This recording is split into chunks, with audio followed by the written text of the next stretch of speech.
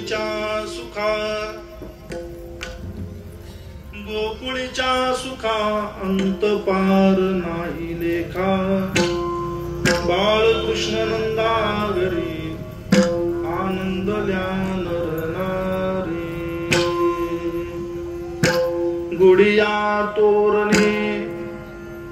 गुडिया तोरणे करीती कथा गाती गाणे बाळकृष्ण नंदागरी आनंदल्या नरनारी तुका म्हणे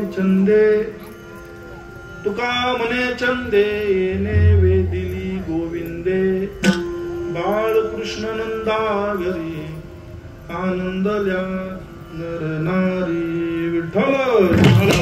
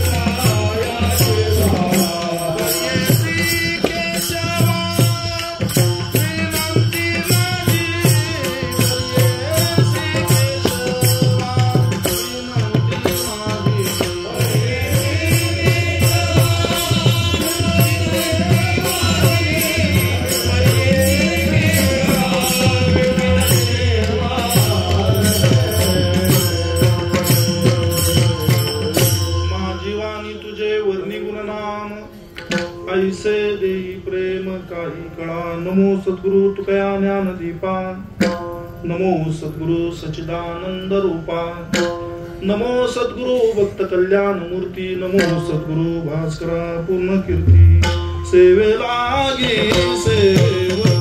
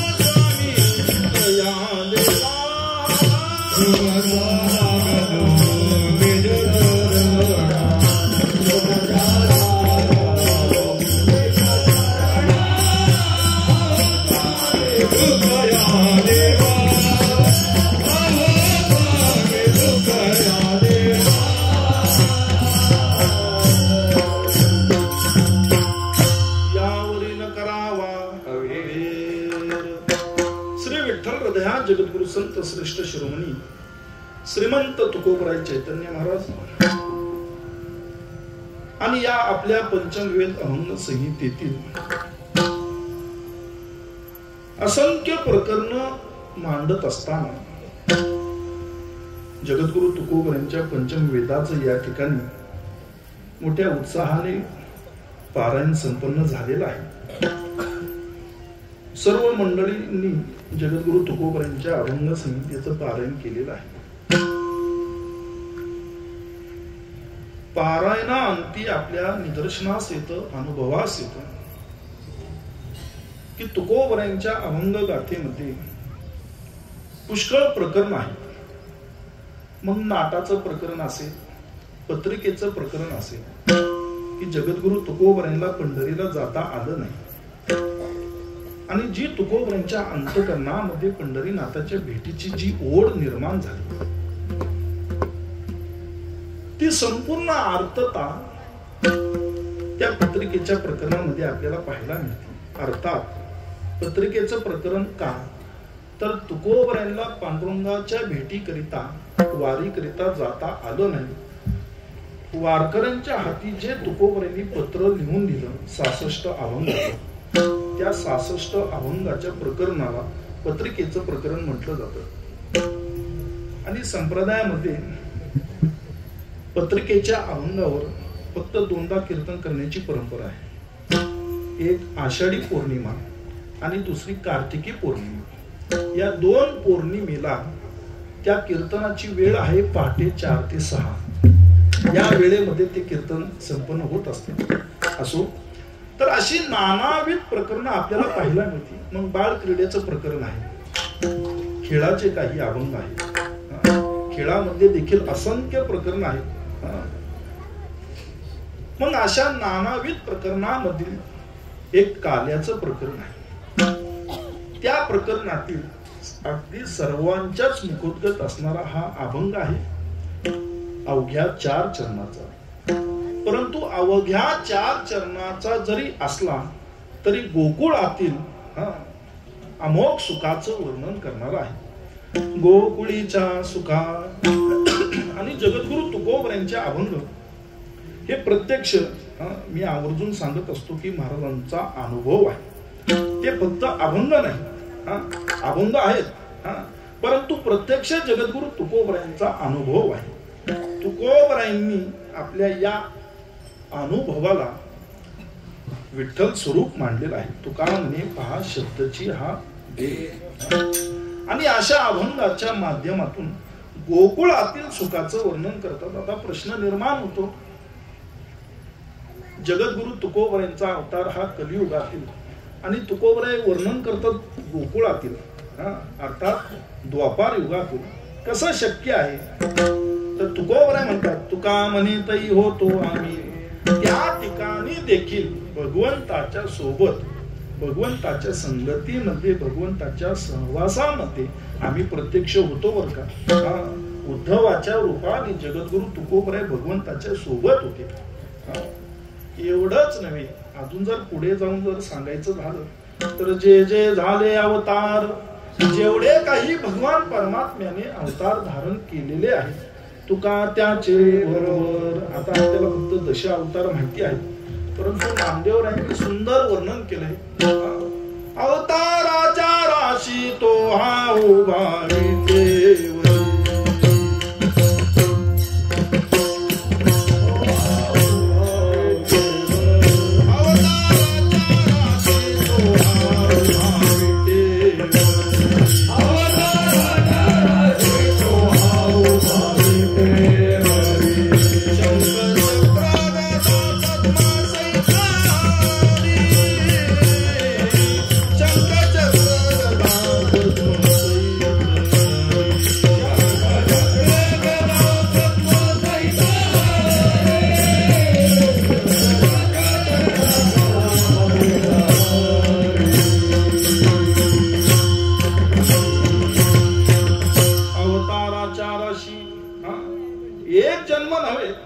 भगवंताने किती जन्म साकारले, किती अवतार घेतले, अवताराच्या राशी म्हटलेला आहे. असंख्य अवतार त्या ठिकाणी भगवान परमात्म्याने धारण केलेले आहेत आणि तेवढेच अवतार माझ्या जगद्गुरु तुकोबरायांनी घेऊन भगवंताची त्या ठिकाणी संगत केलेली आहे, भगवंताच्या सहवासामध्ये राहिलेले आहे. त्यामुळे जगद्गुरु तुकोबराय जेवढं वर्णन करतात एवढं यथोचित वर्णन इतरत्र ठिकाणी क्वचित पाहायला मिळतं. मग त्या गोकुळातील वर्णन तुकोबराय करतात.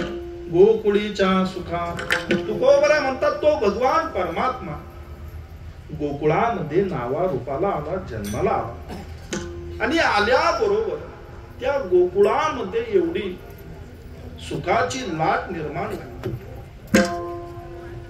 विठ्ठल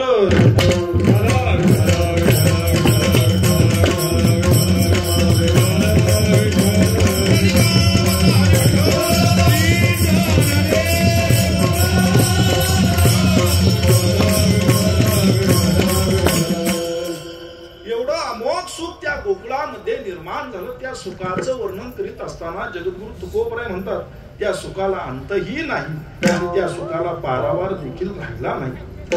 अंत पार नाही लेखा. हे सुख कशाने निर्माण झालं?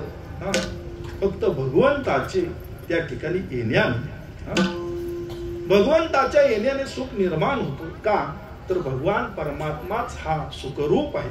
सुखरूप ऐसे तुझ्या कोण सांगा माझ्या पांडुरंगा सारिखा तू. सर्व सुखाचे आगर बाप रुक्मा देवीवर तो सुखरूप आहे, सर्व सुखाचा आगर आहे.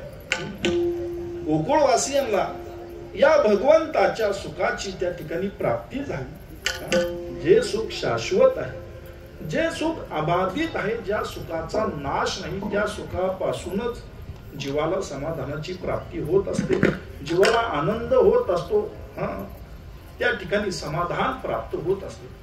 जे सुख माईक आहे त्या सुखापासून आनंद मिळेल नाही अशातला भाग नाही, परंतु मिळणारा आनंद, प्राप्त होणारा आनंद हा क्षणिक आहे, नाशिवंत आहे. एखाद्याने वाहन घेतलं आणि संपूर्ण गावामध्ये 4 चाकी वाहन हे त्यानेच प्रथम आणले.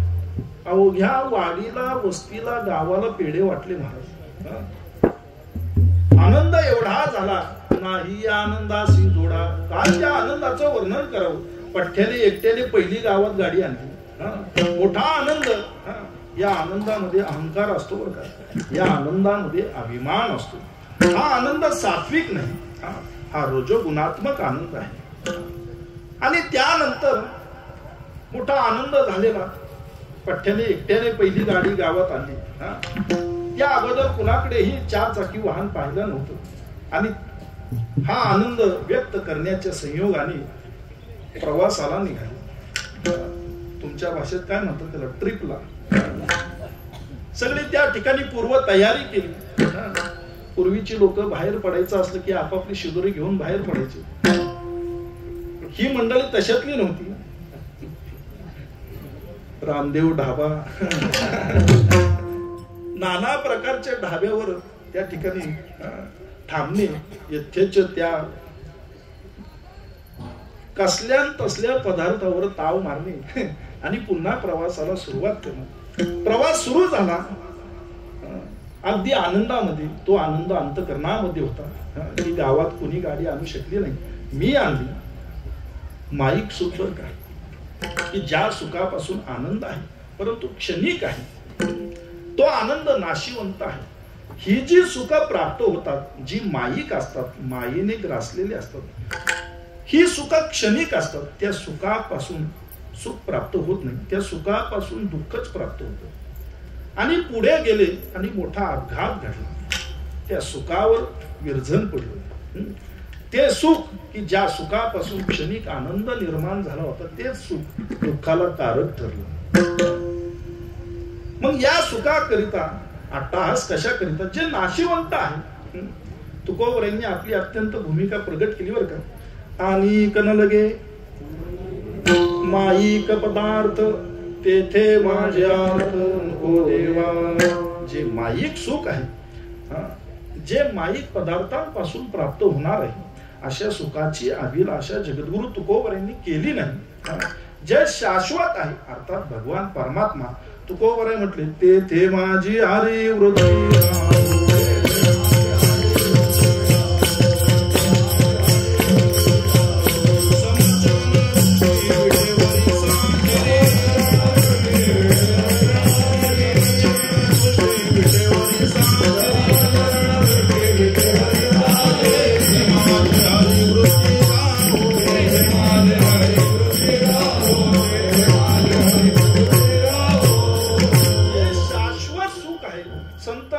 त्याचीच आस करतात बरं. तुका म्हणे माझे हेची चकारात्मक वाक्य वापरले. हेची या व्यतिरिक्त कुठल्याही सुखाची माझ्या अंतःकरणामध्ये आशा नाही.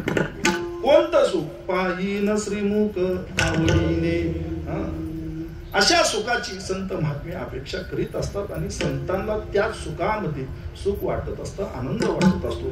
गोकुळवासियांना या शाश्वत सुखाची अगदी सहज प्राप्ती झाली. सहज शब्द प्रयोग करतो बरं का.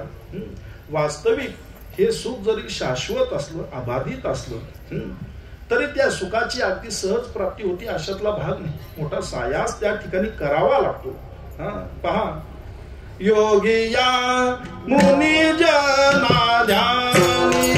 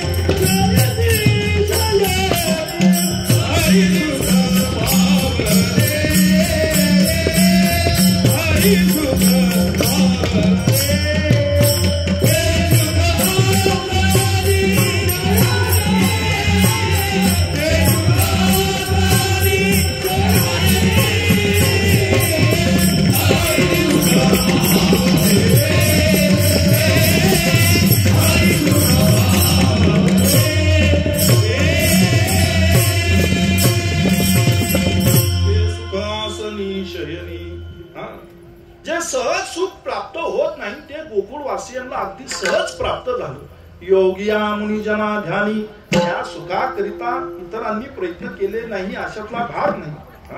मोठमोठ्या योगीवर्यांनी आपलं जीवन त्या ठिकाणी खर्च केलं. संपूर्ण जीवन त्या ठिकाणी भगवंताच्या प्राप्तीकरिता त्या ठिकाणी समर्पित केलं. परंतु तरीही त्या भगवंताचं सुख त्यांच्या ध्यानात आलं नाही. योगिया मुनिजना ध्यानी, ध्यानात देखील आलेलं नाही. असं सुख त्या ठिकाणी गोकुळवासियांना ते सुख आसनी शयनी, उठता बसता ते सुख अगदी सहज प्राप्त होऊ लागलं. मग अशा सुखाचं काय वर्णन करावं. जे दुर्लभ आहे, अति दुर्लभ आहे, अशा प्रकारचं सुख गोकुळवासियांना प्राप्त झाल्या कारणाने अंतपार नाही लेखा. दुसरं कारण असं आहे, जिथं पुण्यवान मंडळी असतात, तिथं काही पापीही असतात. काही मंडळी सप्ताहाला हातभार लावणारे असतात. काही मंडळी म्हणतात काय सप्ताह करण्याची आवश्यकता.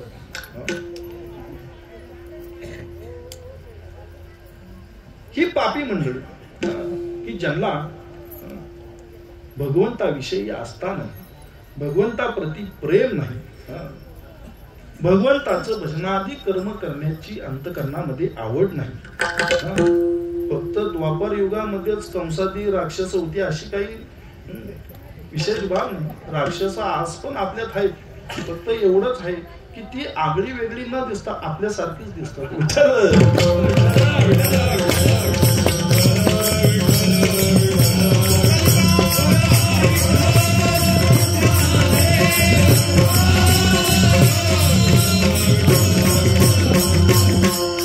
म्हणून आपण त्यांना ओळखू शकत नाही. ही मोठी खंत आहे.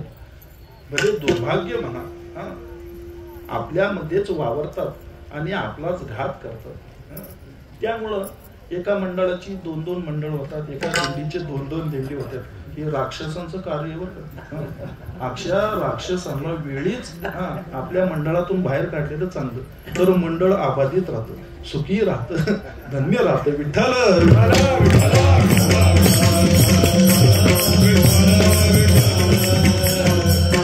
राक्षस म्हणजे असं काही नाही, अकराळ विकराळ वगैरे, शिंग वगैरे, मोठे दात, असं काही नाही. ज्याची वृत्तीच क्रूर आहे, ज्याच्या अंतकरणामध्ये कुठेही सात्विकतेचा लवलेश नाही, तो राक्षस, तो दैत्य. अर्थात ज्याची प्रवृत्ती वृत्ती त्या ठिकाणी अविचारी आहे, अशी मंडळी राक्षस. विठ्ठल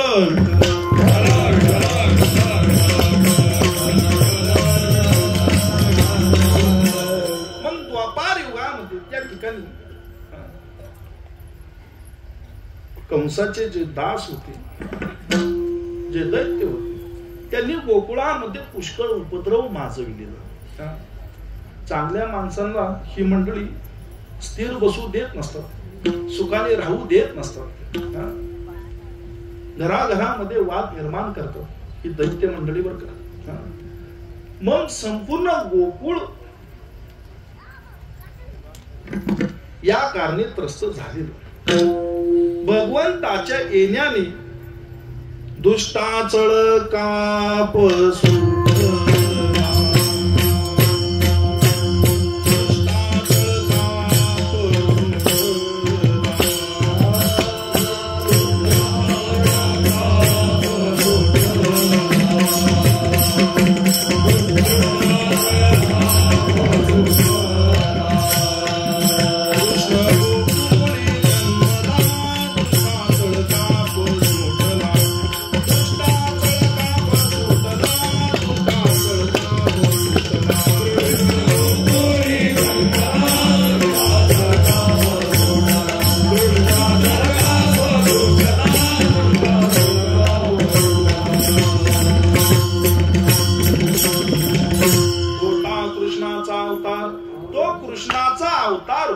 त्याच्या फक्त येण्याने जे दुष्ट होते, जे खळ होते, दुराचारी होते, विचारी होते, त्यांना अगदी चळकाप सुटला आणि त्यांनी त्याच बरोबर गोकुळातून पलायन केलं.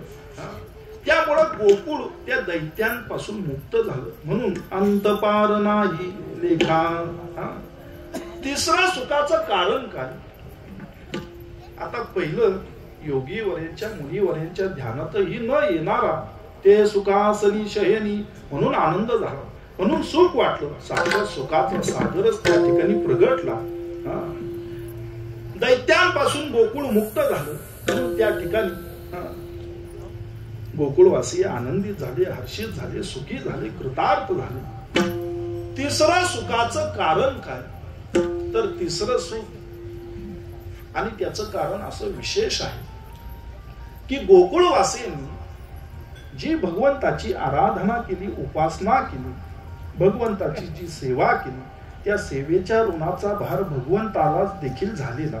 त्या ऋणातून मुक्त होण्याकरिता, अर्थात भक्तांच्या ऋणातून मुक्त होण्याकरिता विशेष जो अवतार धारण केला की ज्याला आपण परिपूर्णतमा अवतार म्हणतो तो कृष्ण अवतार भक्तांच्या ऋणातून मुक्त होण्याकरिता साक्षात त्या भगवंताने अवतार घेतला. म्हणून गोकुळवासी त्या ठिकाणी आनंदित झाले, सुखी झाले. जगद्गुरु तुकोबरायांनी त्या ठिकाणी बाळ क्रीडेमध्ये सुंदर वर्णन केले. ऋण फेडावया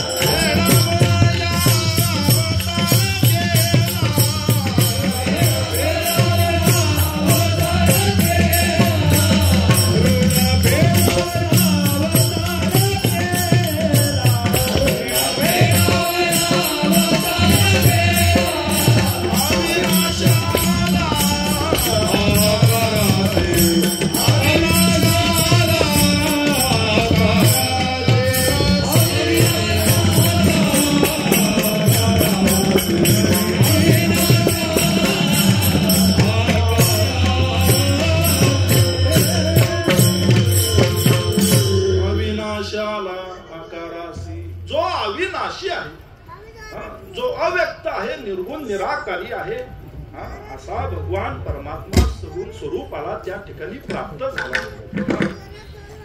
ज्याला आकार नाही तो आकाराला आला, जो सोपा नाही तो सोपा झाला. अव्यक्त ते आकारले रूपाले म्हणे झाला सोपा, तो सोपा झाला. आला नावा असा परमात्मा भक्तांच्या ऋणातून मुक्त होण्याकरिता आणि आपल्या सौंदर्यांना, आपल्या भक्तांना या ठिकाणी कृतार्थ करण्याकरिता विशेष अवतार धारण केला. म्हणून गोकुळवासी त्या ठिकाणी धन्य झाले, सुखी झाले, कृतार्थ झाले. आणि अशा काल्याच्या कीर्तनाला येऊन मलाही आनंद झाला, मलाही सुख वाटलं. आणि त्याच्यात विशेष सुखाचं कारण असं की प्रारंभी लाईट गेलेली. हे सुखाचं कारण नाही बरं, वाक्य पूर्ण ऐकून घ्या. प्रारंभी लाईट गेली, परंतु विना माईकची पंचपदी इतकी सुंदर झाली. यामध्ये काही स्तुती करण्याचं कारण नाही, परंतु याचा अभिमान जरूर बाळगावा. ज्या कारणाकरिता भगवंताने आपल्याला हा देह दिलेला आहे, देवे दिला देह भजना तुका म्हणे जेणे राहे समाधान ऐसे ते भजन पार पडला. भजन ते ओंगळवाने नरका जाणे चुकेना. तुका म्हणे वर्म भजनीची सापडी.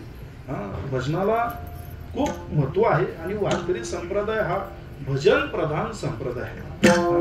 फक्त भजन प्रमाण काय घोर त्यामुळं अगदी अचूक विना माईकची स्वरामध्ये अगदी पंचपदी झाली. फक्त एक पंचपदीचा नियम असतो बरं का, माऊलींचा अभंग घ्यायचा नसतो. सुरुवातीला सुंदर ते ध्यान सदा माझे डोळे, हे दोन्ही अभंग ध्यानाचे आहेत. भगवंताचं ध्यान करून मग सेवेला प्रारंभ करायचा असतो. परंतु एवढं सुंदर भजन आपण जोपासत आहात. विशेष आमचे जावई, दादांचे जावई म्हणजे आमचे जावई, अगदी सुंदर त्या ठिकाणी अभंगाला अनुसरून विशिष्ट असं गायन त्या ठिकाणी केलेलं आहे. अभंगातील भाव प्रगट करणं हे भजनाचं मुख्य वर्म आहे बरं का. याकरिता मला जे सुख निर्माण झालं, जो आनंद वाटला, कारण का आनंद वाटण्याचं दुसरं एक कारण आहे. या मंडळाचं नाव आहे जगद्गुरु तुकाराम महाराज वारकरी मंडळ. त्यामुळं याचा धरीन अभिमान आणि त्या अभिमानामध्ये, त्या वैभवामध्ये अशा मंडळींचं योगदान आहे. त्यामुळे अभिमान का बाळगू नये. विठ्ठल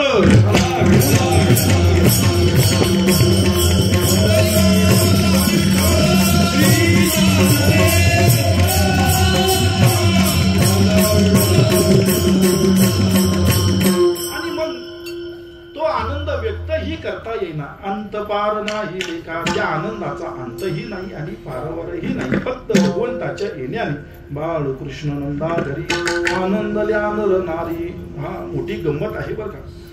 भगवान श्रीकृष्ण गोकुळामध्ये प्रगटले, अवताराला आले, नावा रूपाला आले, परंतु आनंद जो झाला हा संबंध गोकुळवासियांना झाला.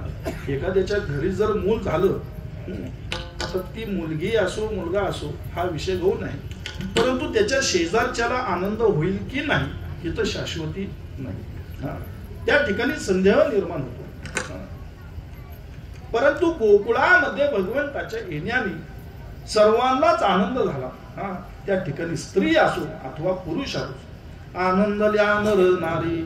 का होता कृष्णाचा अवतार.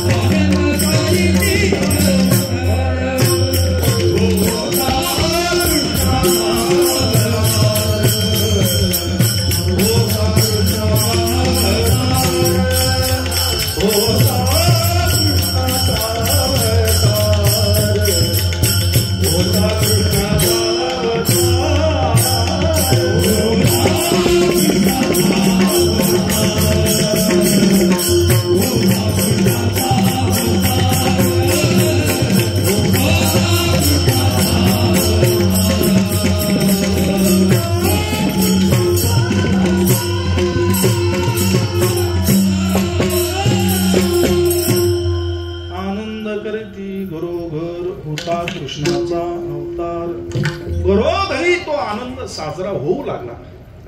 सर्वांनाच आनंद त्या ठिकाणी झाला. बाळ कृष्ण नंदा घरी आनंदल्या नर नारी. सर्वांना आनंद झाला. आता आनंद झाल्यानंतर तो व्यक्त करावा लागतो. ज्या वेळेस आनंद होतो समोरच्या माणसाच्या चेहऱ्यावर दिसतो याला आनंद आहे. एखादा दुःखी असेल त्याच्या चेहऱ्यावरून दिसतं. काही मंडळी आयुष्यभर दुःखीच राहतात. त्यांना जरी म्हटलं रामभाऊ कसं काय आता काय सांगावं काय, कधी त्यांच्या चेहऱ्यावर आनंद हा प्रकारच नाही. त्यांचा आनंद कुठं गेलेला असतो, बहुतेक तो जन्माच्या वेळी संपलेला असतो. कधी अशी मंडळी बघा आनंदी दिसत नाही, सुखी दिसत नाही.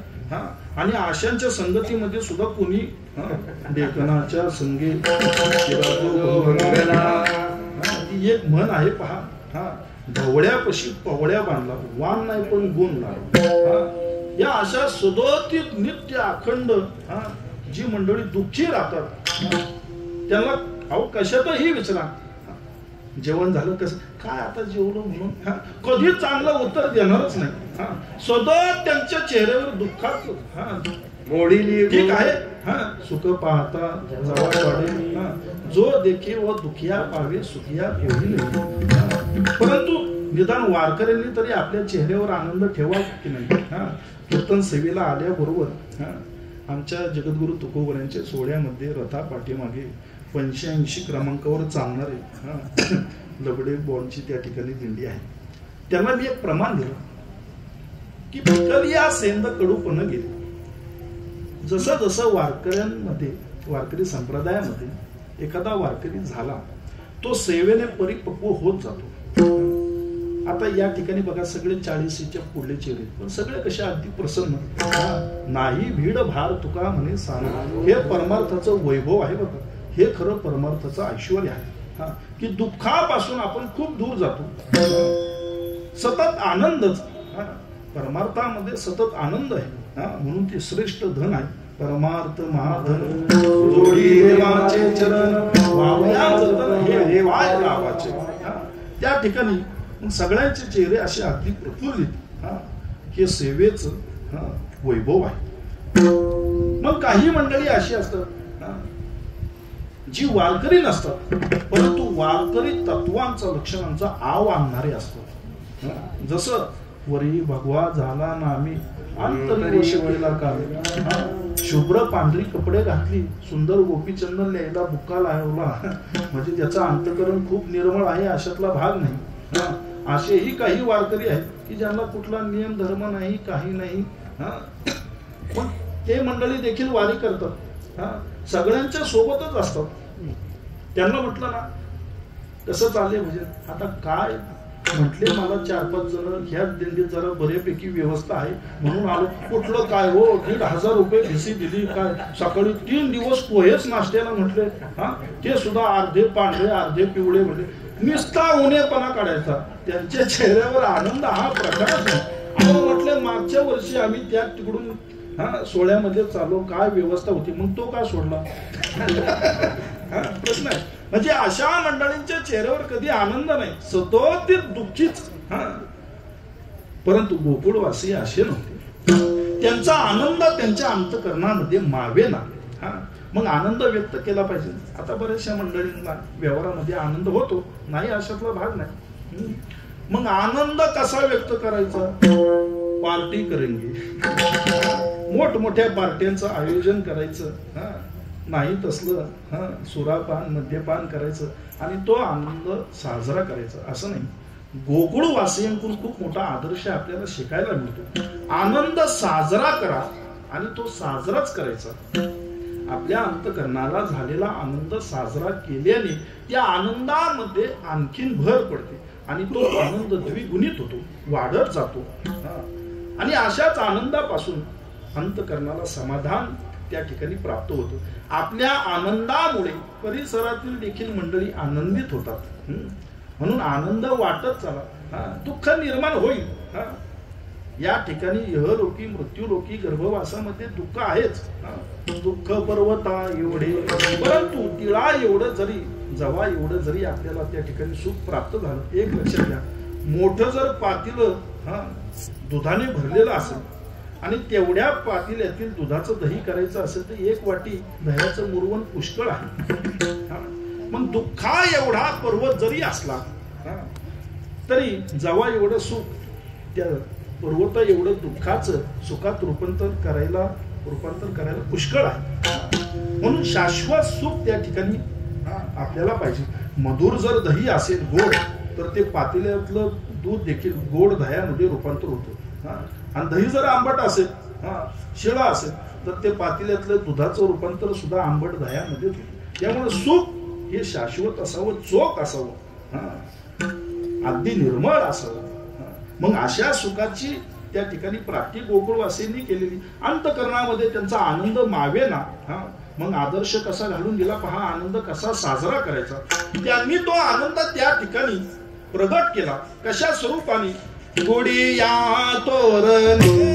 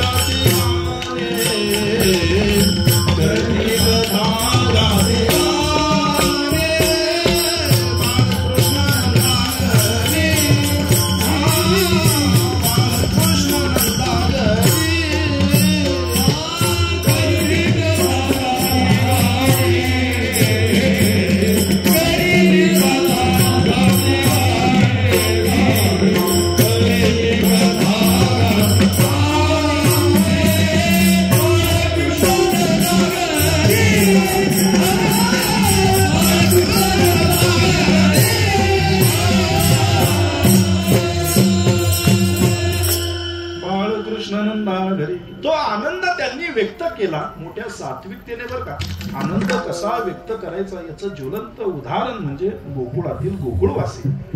गुढी या तोरणे त्या ठिकाणी आनंद व्यक्त केला गुढी उभारून. गुढी हे ऐश्वर्याचं प्रतीक आहे, सुखाचं प्रतीक आहे, आनंदाचं प्रतीक आहे, वैभवाचं प्रतीक आहे. म्हणून गुढी उभारायची बरं का, याचं त्याचं ऐकायचं आणि आपल्या संस्कृतीमध्ये आणि परंपरेमध्ये तिढा निर्माण करायचा. गुढी उभारलीच पाहिजे. गुढी हा शब्द प्रयोग आपल्या सकल संत वाङ्मयामध्ये आलेला आहे. माझी जीवीची आवडी मग गोकुळवासियांनी 5,000 5,500 वर्षापूर्वी गुढी उभारली. आपल्याला उभारायला काय रोग आलाय का? ह्याचं त्याचं ऐकायचं. आधीच कंटाळा त्याच्यात वानावळा.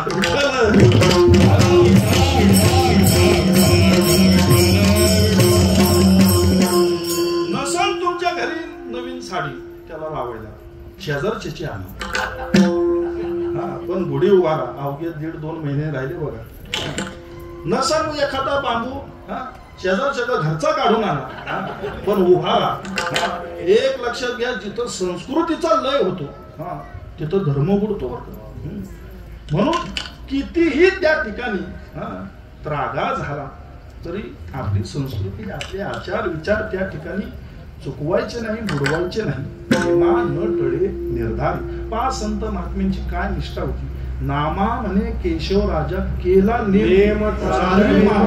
मी जो नियम सुरू केलेला आहे तो तू चालव बर का. मी तर चालवणारच आहे. कशा प्रकारे? देह जावो 2 तासाच्या कीर्तनात बाटली भर पाणी पितो. देह जावो आठवा राहो. आमच्याकडे एक संयोजक मंडळी आली, आयोजक मंडळी. विनोदाने सांगतो, विनोद हा विनोदानेच घ्यावा, गांभीर्याने घेऊ नये. आणि म्हटले महाराज तपपूर्ती 16 आहे आणि सत्याचं खूप मोठं त्या ठिकाणी नियोजन करायचं आहे. मग म्हटले काही सूचक कीर्तनकारांची नावं आम्हाला सुचवा म्हटले, जेणेकरून त्या सप्ताहाला एक सुंदर वैभव प्राप्त होईल. कीर्तनकारांमुळं सत्याला वैभव प्राप्त होत नसतं. सत्याला वैभव यांच्यामुळे प्राप्त होत असतं. विठ्ठल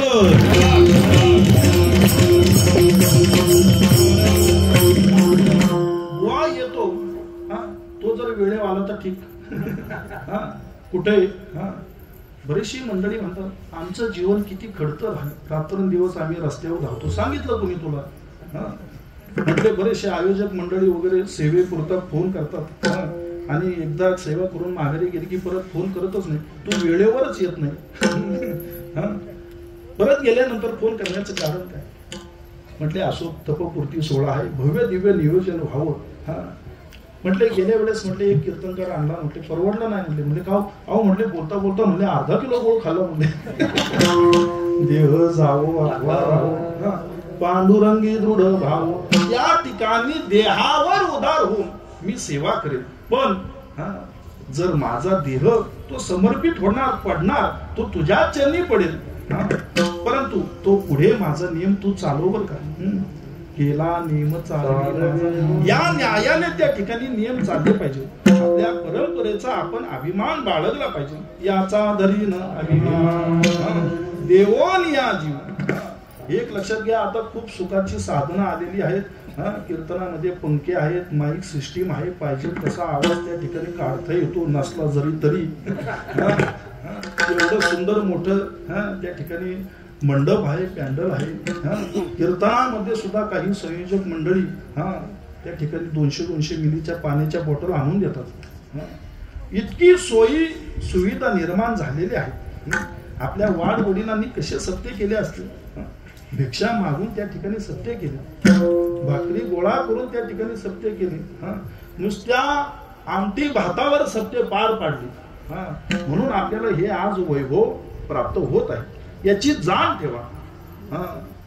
ती बघा महिला मंडळ व्रत करतात, त्याच्यात एक सुंदर वाक्य असतं शेवटला, मुतू नका मातू नका. घेतला वसा.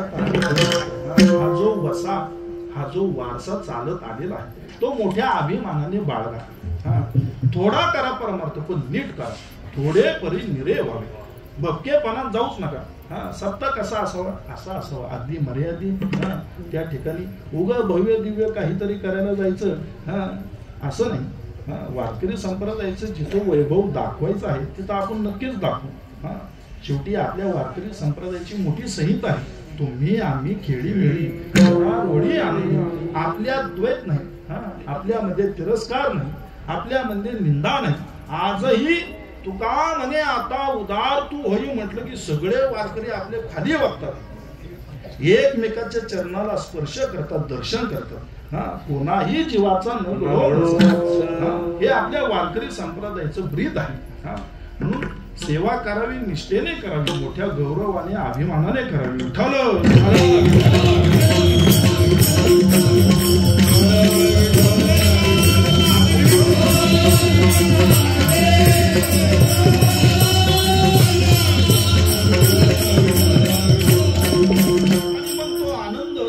व्यक्त केला. गुढी उभारली, गुढी या तोरणी, सुंदर प्रकारे दरवाजाला तोरण बांधली. एक लक्षात घ्या, ज्याच्या दारावर वर्षभर तोरण असतं त्याच्या घरामध्ये दुःख निर्माण होत नाही बघा. गुढी या तोरणी, सुंदर सडा समार्जन करून घरापुढे सुंदर रांगोळी रेखाटलेली आहे. नानाविध प्रकारच्या रांगोळ्या रेखाटून सडा समार्जन करून उमराई त्या ठिकाणी सारून घेतलेला आहे. सुंदर रांगोळी रेखाटलेली आहे, गुढी उभारलेली आहे, घराला तोरण बांधलं आहे. हे आम्हाला देखील त्या बाळकृष्णाच्या येण्याने आनंद निर्माण झालेला आहे. तो आनंद ते गोकुळवासीय व्यक्त करू लागले आणि त्या ठिकाणी त्या भगवंताच्या कथा, त्या भगवंताचं चरित्र मोठ्या आवडीने गाऊ लागले. करीती कथा गाती गाणे, फक्त कशाच्या संयोगाने तर बाळकृष्णाच्या येण्याने. बाळकृष्णानंदा घरी आनंद या नरनारी. तू बरोबर म्हणतात आहो, केवढा आनंद, केवढा आनंद गोकुळवासियांचा, की त्यांची आनंदाचं जर वर्णन करायला गेलं तर आनंदाचंच वर्णन होईल. त्यांच्या ठिकाणी असणाऱ्या चिंता ह्या सगळ्या नाहीशा झाल्या फक्त भगवंताच्या येण्याने. संपूर्ण गोकुळवासीय त्या ठिकाणी चिंता मुक्त झालं. चिंता ते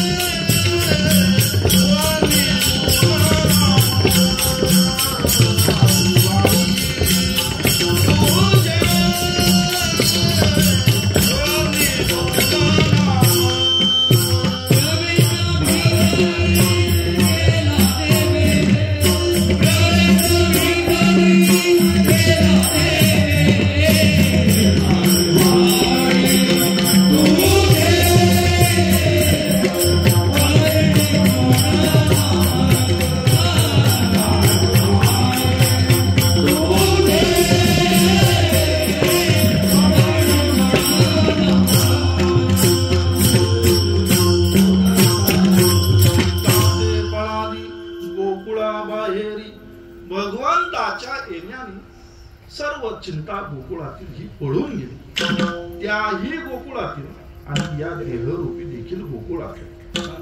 आता या ठिकाणी जर थोडी भगवंताच्या चरित्राचं वर्णन आहे, त्यामुळे भगवंतालाच प्राधान्य देणं अत्यंत आवश्यक आहे. परंतु सहज विषय आला म्हणून त्या ठिकाणी वर्णन करतो. भगवंताच्या सानिध्यामध्ये चिंता पळून जाते बरं का, आणि जी पळून जाते ती कधीही परत येऊ शकते. चिंता हे लक्षात ठेवा. परंतु जर संतांची संगत केली, संतांचा सहवास प्राप्त झाला तर तुकोबरा म्हणतात, उधळले भाग्य आता अवघी चिंता वाढली. संतांच्या संगतीमध्ये चिंता वाढते. चिंता ती मात्र एकदा वाढली चिंता ती परत येऊ शकत नाही, पण जी पळून गेलेली आहे ती कधीही येऊ शकते. त्याकरिता सदोदित अखंडित संतांच्या सहवासामध्ये भगवंताची उपासना असेल. संत संगतीमध्ये जर भगवंताची आराधना केली, उपासना केली, तर त्या ठिकाणी अशा प्रकारच्या चिंता ह्या उद्भवत नसतात, त्या नाश पावतात. पळून जरी गेले तरी त्या तिकडेच नाश पावतात, त्या पुन्हा येत नाही. कारण संतांची संगत त्या ठिकाणी आपल्याला प्राप्त आहे. मग अशा न्यायाने संबंध गोकुळवासियांच्या चिंता ह्या नाहीशा झाल्या, चिंतामुक्त गोकुळवासीय झाली. प्रवेश वितरी केला, त्याही गोकुळामध्ये प्रवेश केला आणि या देहरूपी गोकुळामध्ये देखील प्रवेश केला. एवढं सुख त्या गोकुळामध्ये निर्माण झालं, संपूर्ण गोकुळ चिंतामुक्त झालं. का तर भगवंताप्रती त्यांची मोठी निष्ठा असल्या कारणाने, भगवंताप्रती मोठा एकविध भाव असल्या कारणाने हे सुख त्यांना अगदी आसनी शेहिनी प्राप्त झालं. भले ते गोपाळ दिसायला कसे जरी असले तसे, गोपाळ काय खूप असे ड्रायक्लिनचे कपडे वगैरे घालून मिरवत होते, अशातला काही भाग नाही. मॅचिंग त्यांचं धोतर असायचं असं काही नाही. काही जाऊ दे, आता विनोदाने घ्या बरं का.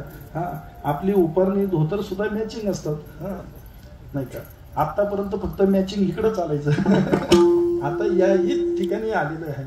असो, तरणा भाग्यवंत नटे हरी कीर्तना. कीर्तनामध्ये नटलंच पाहिजे. तो आनंद आहे एक आगळा वेगळा. उगा वारकरी म्हटलं म्हणजे पडून राहीन ते ठाई उगाच असा नसावा. अगदी त्या ठिकाणी आनंदाने त्या ठिकाणी सेवा करणारा असावा, नटणारा असावा. मग अशा प्रकारे गोकुळवासी चिंतामुक्त झाले. कुठल्याही प्रकारची चिंता त्या ठिकाणी त्यांना राहिली नाही. सगळ्यांच्या अंतःकरणामध्ये आनंदच त्या ठिकाणी भासत होता. याचं कारण गोपाळांच्या अंतःकरणामध्ये असणारी भगवंताप्रती आस्था, त्याच्या प्रती असणारी आर्तता, अंतःकरणामध्ये सदोदित नित्य त्याच्याबद्दल असणारा भक्तिभाव. या कारणी भले मग ते कसेही दिसो, गवळी यांची ताकपिटे कोरे चांगले. अहो 8-8 दिवस त्या गोपाळांच्या आंघोळी नाही. आपल्याला रोज आंघोळ करून देव भेटेना. कधी कधी वाटतं असं की गोपाळ असलेलं बरं, न लगे आंघोळी तोंड धुवावं, परंतु निदान भगवंताची तरी प्राप्ती होईल की नाही.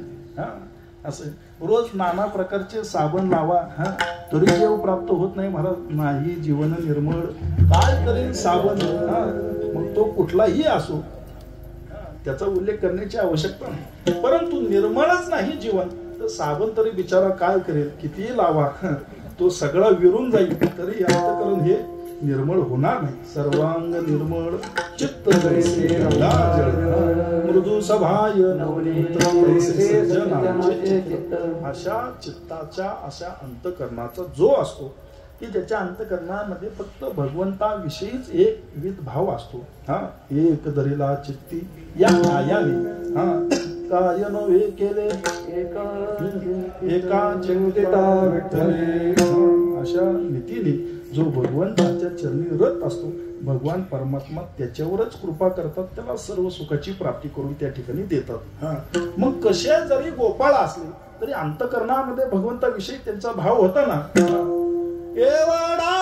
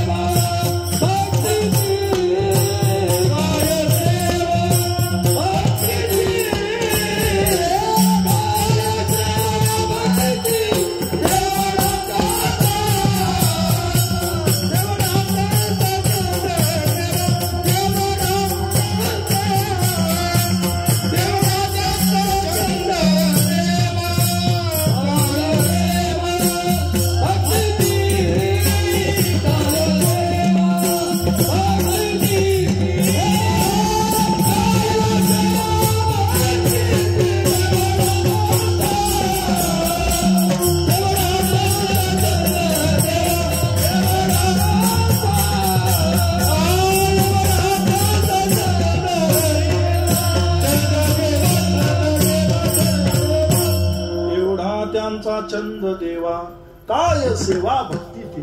त्यांच्या सेवेचं, त्यांच्या भक्ती सेवेचं काय वर्णन करावं. अहो एवढाच त्यांना छंद होता. जसा जगद्गुरु तुकोबरांना गोविंद गोविंद मना छंद मग गोविंद ते काया. अशा प्रकारे फक्त गोविंदाचा छंद. गोविंद आसनी गोविंद शयनी गोविंद त्या म्हणी पैसला. दिनरजनी हाची धंदा गोविंदाची प्रवाह. तुकोबरांना तोच छंद लागला. म्हणून तुकोबरे परब्रह्म स्वरूप झाले बरं का.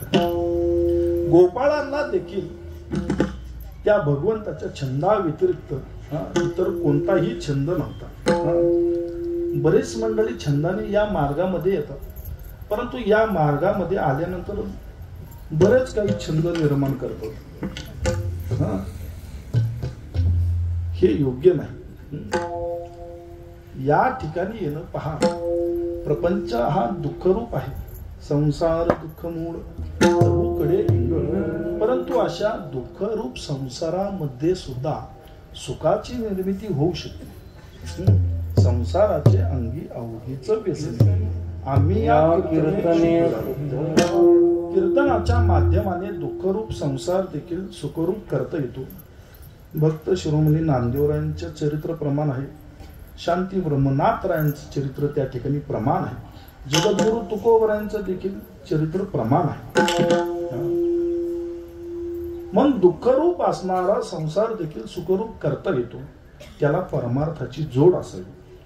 परंतु मंडळी करतात काय, त्या परमार्थामध्ये संसार आणतात. पंगत एकच असते, संकल्प 5 जणांचे असतात. विठ्ठल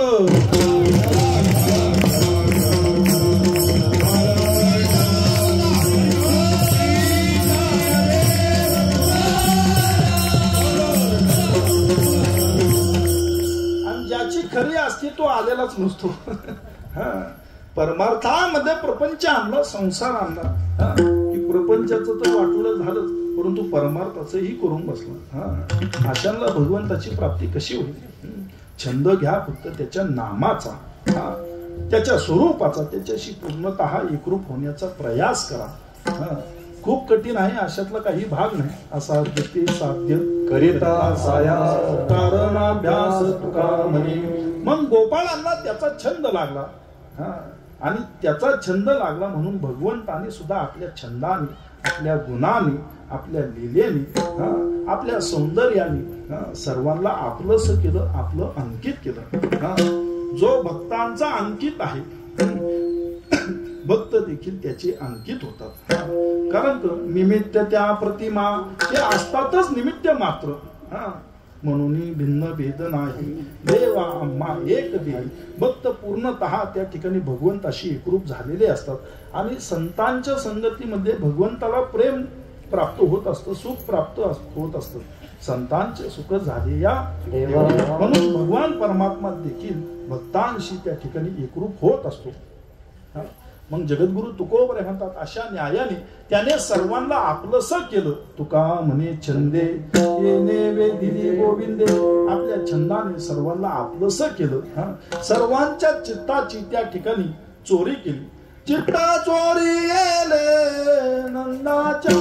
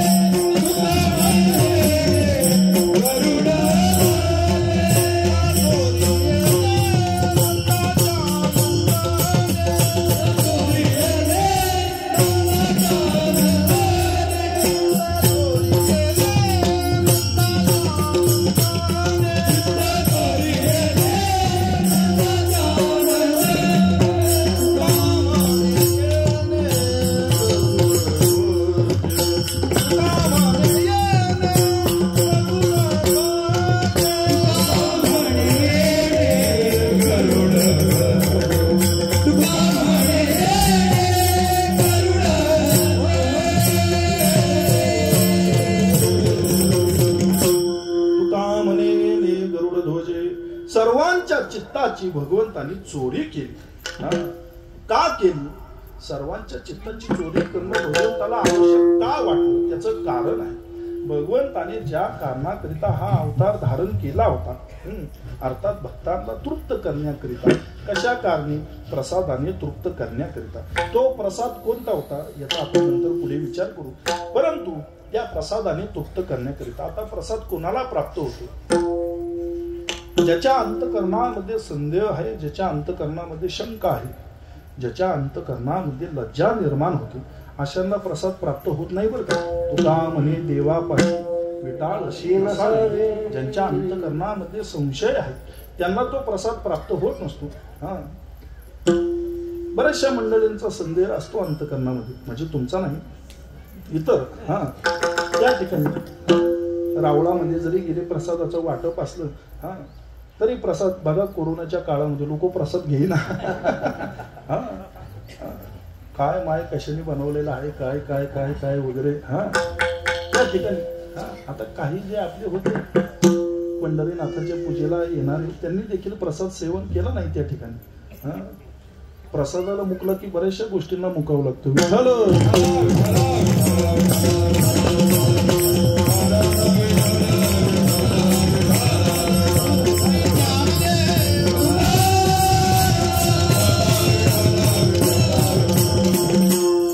मग ज्यांच्या अंतकरणामध्ये लज्जा निर्माण होती, लाज त्या सिवाटाना, त्या प्रसादाचे अधिकारी त्या ठिकाणी होत नाही.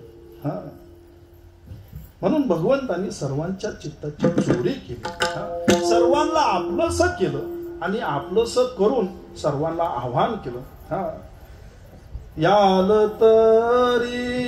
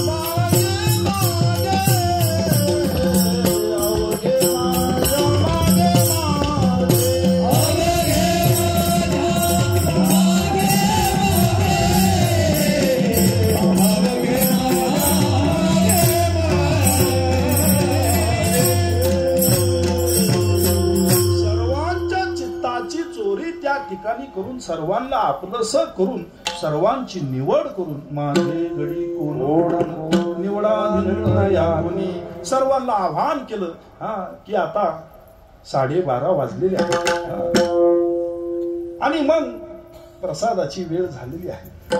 जवळजवळ सर्व प्रसाद तयार होऊन भक्तांची वाट पाहत आहे. आता कधी भक्त येतील आणि कधी माझा स्वाद घेतील, नाही का. प्रसादाने भक्तांची वाट पाहावी, इथपर्यंत कीर्तन लांबून उपयोग नाही. आणि त्या ठिकाणी सर्वांना आव्हान केलं, या तरी या रे लागे माझ्या मागे मागे, आता माझ्या मागे या. आज मी तुम्हाला प्रसाद देणार आहे. आजी देतो पोट अगदी पुरे म्हणेपर्यंत, परंतु प्रसाद घेण्यापूर्वी माझ्याशी एकरूप राहिलं पाहिजे. त्याकरिता भगवंताचं चिंतन करणं आवश्यक आहे. तो बार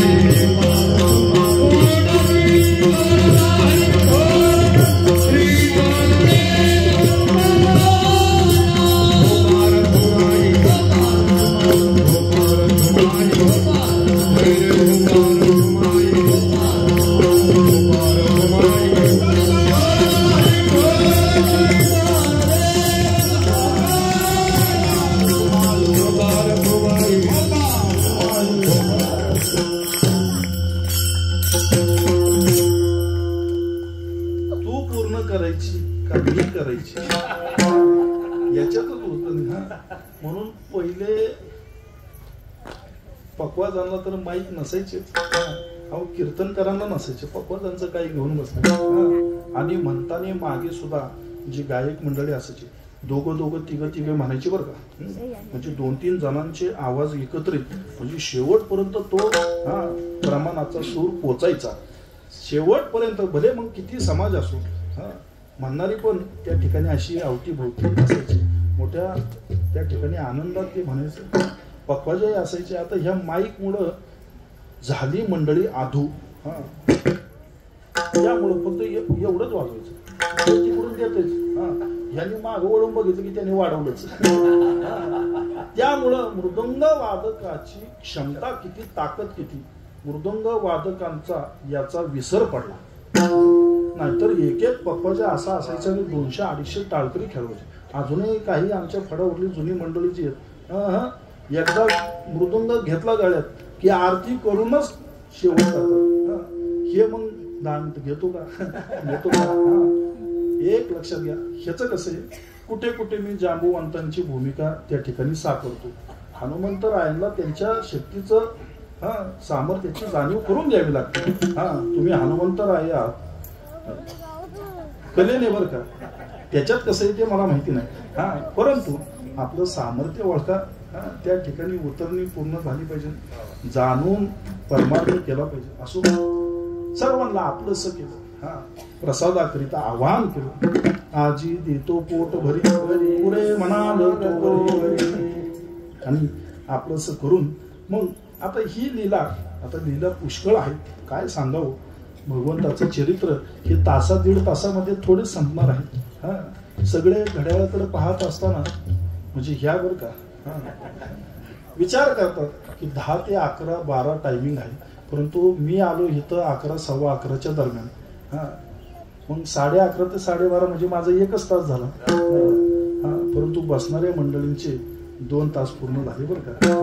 आणि सेवा तुमच्याकरिता आहे का, तर तुम्ही सेवेकडे प्रवृत्त व्हावा या कारणासाठी अगदी 1 वाजेपर्यंत सर्व प्रसादाकरिता उपलब्ध होतील. बरोबर 1 पर्यंत आपली आरती वगैरे होऊन संपूर्ण सेवा त्या ठिकाणी पूर्ण होईल. असो मग सर्वांना आवाहन केलं, सर्वांना आपलंसं केलं, सर्वांना त्या ठिकाणी खात्री दिली.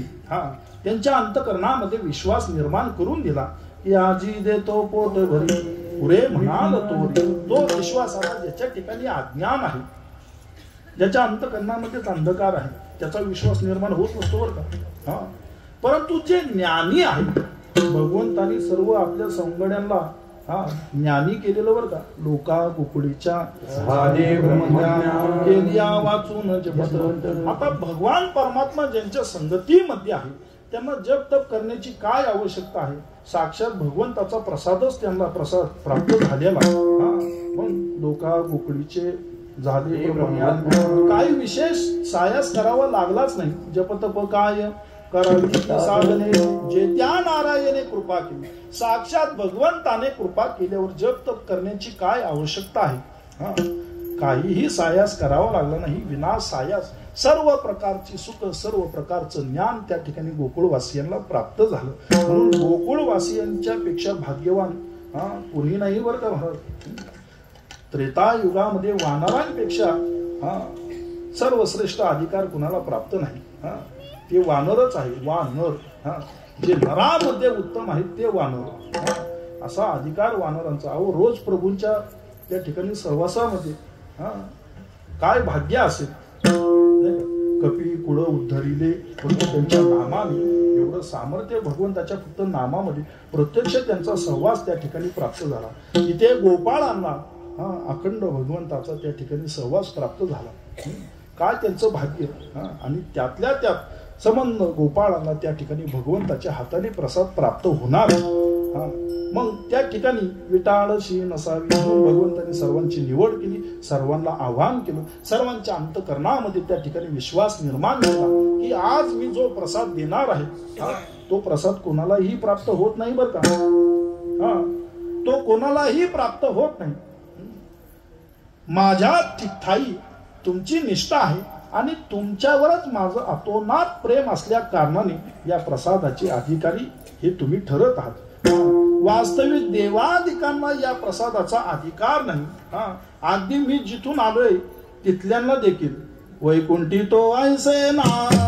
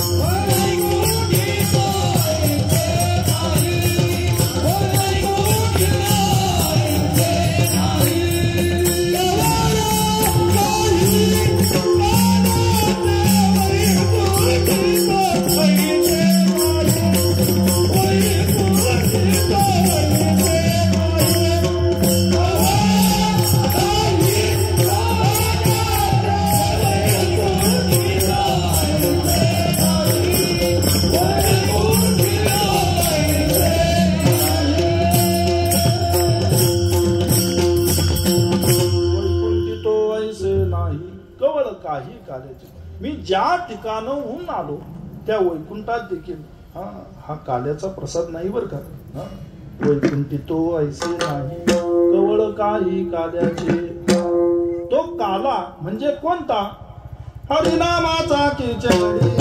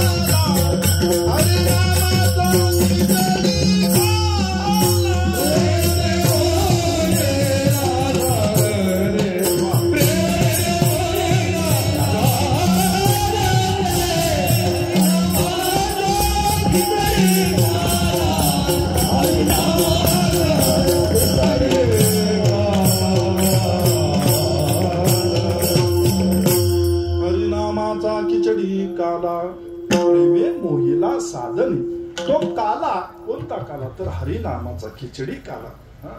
भगवंताच्या नामाचा काला केला. त्या काल्याकरिता सर्वजण भगवंताच्या मागे गेले.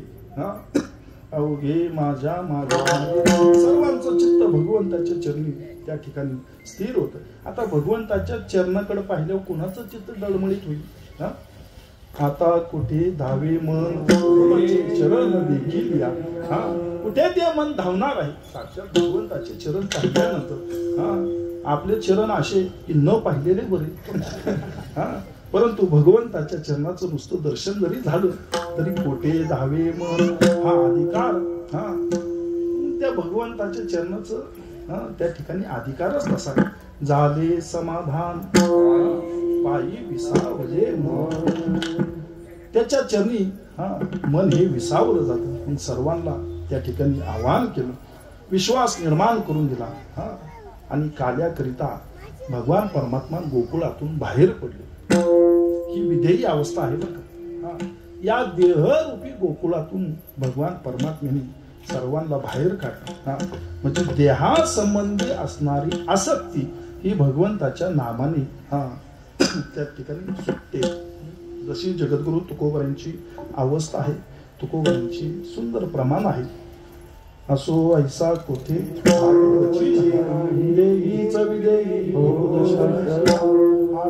आठव गेले झाला स्वयं. सर्वांची देहासंबंधी असणारी आसक्ती भगवंताच्या नामाने त्या ठिकाणी सुटते आणि सर्व विधेयी होऊन भगवंताशी रथ होतात. आणि तेव्हा तो भगवंताच्या हातून त्या ठिकाणी प्रसाद प्राप्त होतो. भगवंताच्या हाताने प्रसाद प्राप्त झाल्याबरोबर जगद्गुरु तुकोबारांनी त्या ठिकाणी आनंदाने उडी मारली आणि भगवंताला उद्देशून म्हणले, हे हरी कृष्णा, अरे याच प्रसादाकरिता आम्ही वारंवार जन्म घेत होतो. या प्रसादाची काय गोडी आहे? कोणता प्रसाद?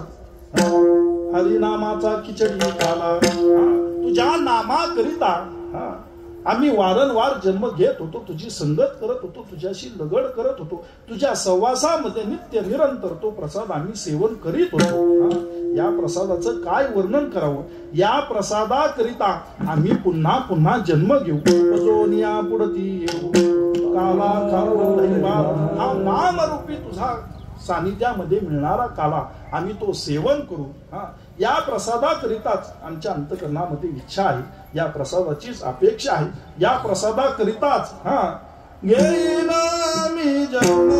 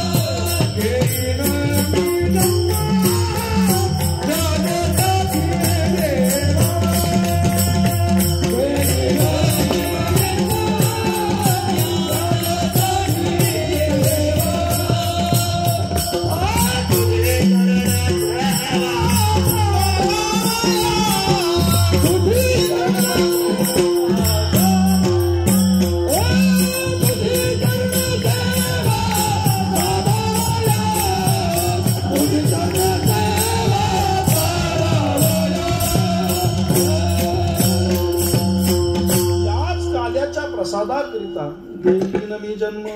याचसाठी देवा तुझी चरण सेवा साधावया. भगवंताच्या सानिध्यामध्ये तो प्रसाद प्राप्त केला. उद्धवाच्या रूपाने जगद्गुरु तुकोबारांनी सर्व गोपाळ कृतार्थ झाले, धन्य झाले की भगवंता या कार्याकरिता आम्ही वारंवार जन्म घेत होतो, याही पुढे घेऊ आणि तुझ्या संगतीमध्ये याच प्रसादाचा आनंद घेऊ. आनंदाने भगवंताच्या भक्ती गोपाळ फेर धरू लागले. एकमेकाला आनंदाने त्या ठिकाणी काल्याचा प्रसाद भरू लागले. म्हणून आपल्यात पद्धत आहे, काल्याचा प्रसाद वाटला की आपण एकमेकांना भरवतो. काही असे असतात जे खिशेही भरतात, रुमालात घेतात, उपरण्यात घेतात, कॅरीबॅग जर असली तर त्याच्यातही घेतात, देण्यासाठीच घेतात. हा विषय नाही, परंतु आशांनी भरवावा देखील. एकमेका देव आणि त्या ठिकाणी भगवंताच्या भोवती फेर धरलेला आहे. आनंद त्या ठिकाणी साजरा करू लागलेले आहेत. का तर भगवंताच्या हाताने त्या ठिकाणी आम्हाला प्रसाद प्राप्त झालेला आहे. आमचा जन्म त्या ठिकाणी सार्थक झालेला आहे. आता ज्यांच्या अंतकरणामध्ये लाज होती, त्यांची प्रसाद घेण्याची इच्छा होती महाराज. काल्याची आसे देवतळी झाले मासे. प्रसाद घेण्याची इच्छा होती कुणाला? ब्रह्मादिक देवी देवतांना, इंद्रादिक देवी देवतांना. आजी ओ साम्रावती देव विसरते भाव आपला. तो काल्याचा प्रसंग ते संपूर्ण गोकुळातील चरित्र पाहून देवादिक आपले देह भान विसरून ते पाहू लागले आणि इच्छा निर्माण करू लागले की आपल्याला काला कसा त्या ठिकाणी प्राप्त होईल. परंतु अंतकरणामध्ये लज्जा निर्माण झाली. आपण देव आहोत, श्रेष्ठ आहोत, मोठे आहोत. जया अंगी मोठे पण तया यातना कठीण. काल्याच्या प्रसादाचे अधिकारी ते झाले नाही म्हणून युक्ती काढली. अशा चित्र विचित्र युक्ती काढण्याकरिता हे देवाधिक हुशार असतात बरं. आणि युक्ती काढली म्हटले आता गोपाळांनी असा तसा काल्याचा प्रसाद सेवन केलेलाच आहे नाही का. मग आता ते काल्याचा प्रसाद सेवन केल्यानंतर भगवंतांनी काही बिस्लरी बॉटलची व्यवस्था केली नव्हती. 200 मिली 300 मिली 500 मिली वगैरे नाही का. जार सुद्धा आणले नव्हते महाराज. अहो शुद्ध त्या ठिकाणी यमुना त्या ठिकाणी खळखळ खळखळ करत वाहत होती. आताची यमुना इंद्रायणी चंद्रभागा फक्त दर्शन करणे. कारण का आपण एवढे अधिकार संपन्न महात्मे आहोत की तिथं स्नानाकरिता सुद्धा योग्य तिला ठेवली नाही. ते प्राशन कसं करावं ही जबाबदारी आपल्यावर आहे. माझी तर अशी भूमिका आहे की सर्व वारकऱ्यांनी एकत्रित येऊन असा ठराविक एक कालावधी निवडावा. अगदी टाळकरी पण, पखवाजे पण, गायक मंडळी पण, कीर्तनकार देखील. आता वारकरी म्हटले की ही चारही त्याच्यात आली बरं का. अगदी श्रोते वर्ग पण, मग त्याच्यात महिला असतील पुरुष असतील, ह्या सर्वांनी एकत्रित येऊन एक दिवस निवडावा. 12 महिन्यातला एक महिना त्या ठिकाणी निवडावा आणि एक एक त्या ठिकाणी जे आपलं तीर्थस्थान हे शुद्ध करण्यास घ्यावं, पवित्र करण्यामध्ये घ्यावं, निर्मळ करावं. मग चंद्रभागा असेल, इंद्रायणी असेल, या नद्यांचं शुद्धीकरण होणं आवश्यक आहे. कारण का बहुसंख्येने त्या तीर्थाप्रती आपल्या वारकऱ्यांनाच आस्था आहे. बाकीचे काय फक्त पाणी म्हणून तेवढाच विचार करणारे आहे. म्हणून अशी ही संकल्पना ह्या जगद्गुरु तुकोबरांच्या त्रिशतकोत्तर अमृत महोत्सवाच्या निमित्ताने प्रत्यास यावी ही एक अपेक्षा आहे. असो मग ब्रह्मादिकांनी देवी देवतांनी विचार केला. म्हटले आता यांची काय पाण्याची सोय भगवंतांनी केलेली नाही. आता यमुनेच्या काठावर येतील. काला मोठ्या प्रमाणामध्ये सेवन केलेला आहे.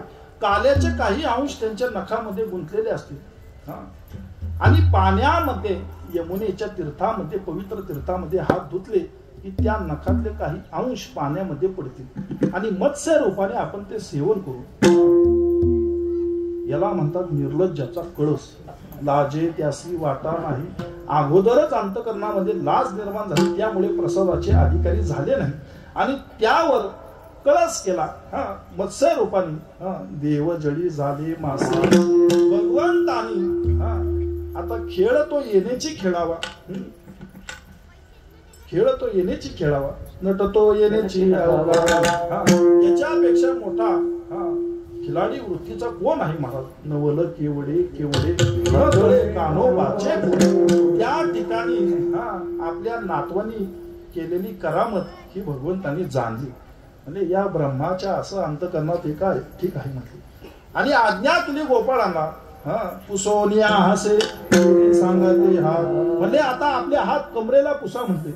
काल्याचा प्रसाद सेवन केला म्हटले ठीक आहे. कमरेला पुसण्याकरिता का सांगितलं. मनुष्याच्या सर्वांगामध्ये भगवंताचं अस्तित्व असतं, परंतु कमरेखालचा एक अवयव असा आहे की त्या ठिकाणी यमाचं अस्तित्व असतं. म्हणून कीर्तनातून उठल्याबरोबर बरीचशी मंडळी लगेच झाडून मोकळे होतात. असा प्रकार करू नये. कीर्तनाच्या माध्यमातून जे पुण्य प्राप्त होतं ते तुम्ही हितच सोडता. वास्तविक तेथीचे उत्तर वंदिता. इथली माती जरी आपल्या भाडी लावली हा तरी भाग्याचा उदय आहे महाराज. जळती दोषांचे डोंगर शुद्ध होती नारी. भगवंतांनी आज्ञा केल्याबरोबर सर्व गोपाळांनी आपले हात कमरेला पुसले. यमुनेचं पवित्र तीर्थ त्या ठिकाणी प्राशन केलं. पहा, पहिले ओढे नाले नद्या अगदी सुंदर व्हायचे, आड असायचे आड. ओंझळीनी पाणी घेतलं की एका ओंझळीमध्येच आत्मा तृप्त व्हायचा, एवढं शुद्ध पाणी असायचं. मोठी घनदाट वृक्ष असायचे. निसर्गाच्या सानिध्यात चला, निसर्गाला जपा. वृक्षवल्ली आम्हा सुरे वनचरे, पक्षी ही सुसुरे आळविती. आता चिमण्या दिसना महाराज. पण एक लक्षात घ्या, बरेचसे पारवे त्याच्यानंतर चिमण्या वगैरे हे पक्षी दुर्मिळ होत जातात. जेव्हा तुमचा सगळ्यांचा पोपट होईल ना तेव्हा कळल. निसर्गाशी प्रेम करा. बघा, पूर्वी पोपटांचे थवेचे थवे उडायचे, त्या ठिकाणी चिमण्या अंगणामध्ये उतरायच्या. परंतु आता हे दुर्लभ होत चालले. त्याला बहुतांश जबाबदार आपणच आहोत. यंत्राचा उपयोग करा पण मर्यादित करा. थोडंसं स्वयंभू व्हा. त्या ठिकाणी ज्या सृष्टीमध्ये आपण राहतो त्या सृष्टीचं संवर्धन करायला शिका. विठ्ठल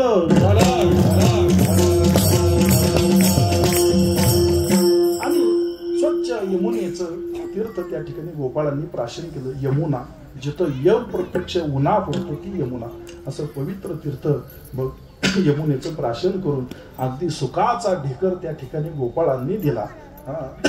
भाग्य आहे भगवंताच्या सानिध्यामध्ये त्या ठिकाणी गोपाळांना काल्याचा प्रसाद प्राप्त झाला. संत महात्म्यांची आपल्यावर खूप कृपा आहे की प्रत्येक संकटा अंती काल्याचा प्रसाद आपल्याला प्राप्त होत असतो. मग तो सप्ताह साप्ताहिक असो, त्रिदिनात्मक असो, पंचदिनात्मक असो, तिथीचा करो, काल्याचा प्रसाद हा ठरलेलाच आहे. जो काला वैकुंठाधिक देवी देवतांना दुर्लभ आहे तो काला संतांच्या कृपेने आपल्याला सहज प्राप्त होत असतो. तुका म्हणे काला वैकुंठी दुर्लभ, विशेष हा लाभ संत संगे ज्ञानेश्वर.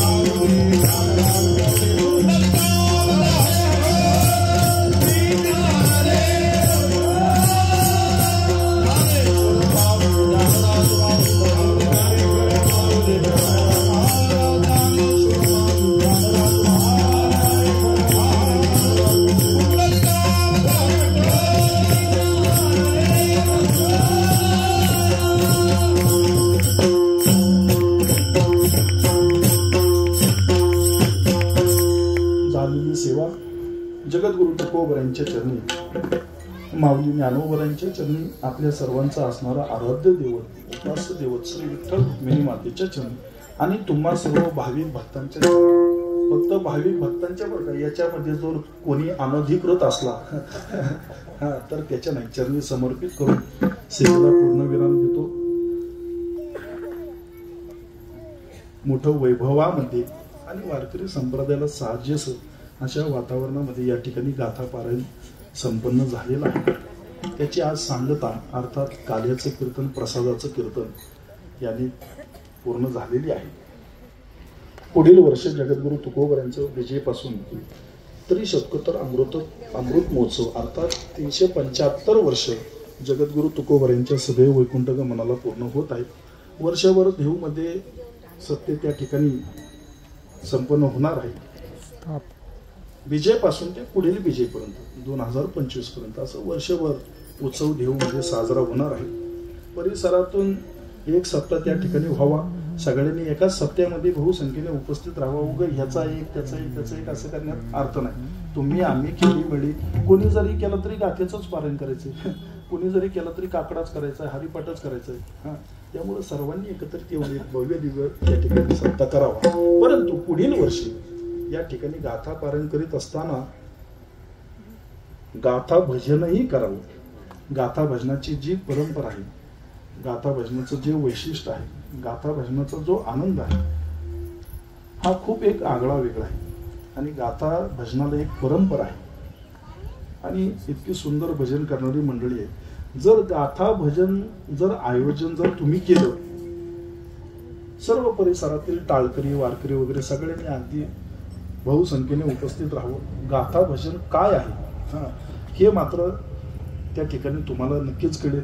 आणि तुम्ही जर गाथा भजनाचं जर आयोजन केलं तर प्रारंभापासून ते गाथा भजनाच्या सांगतेपर्यंत मी स्वतः उपस्थित राहील बरं का. वा वा.